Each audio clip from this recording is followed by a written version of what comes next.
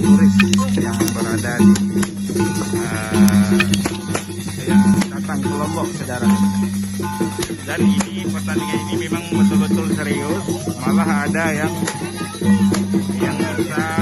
Sudarlun, setiap wisatawan domestik maupun mancanegara yang hadir ke Desa Sade Rembitan, Kecamatan Puju, Lombok Tengah, Kabupaten Lombok, Nusa Tenggara Barat atau NTB, selalu disuguhi tarian tradisional yang diberi nama Peresean. Tarian ini dirangkai dengan seperangkat gamelan gendang belik, ditabuh dengan nada rampak untuk mengiringi sajian tari Peresean. Desa Peresean dan selalu ditujukan untuk turis yang berada di Instrumen gamelannya terdiri atas gendang, reong, petuk, rencek, dan gong.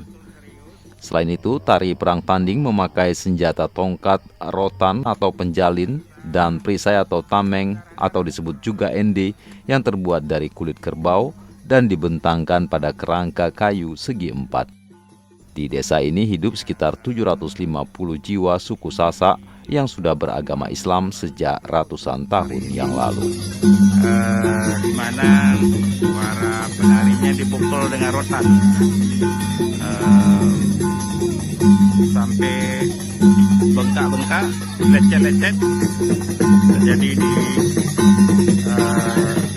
oleh para petarung. Malah kalau memang ini tidak Dari Nusa Tenggara Barat, Karim Ali, Serambion TV.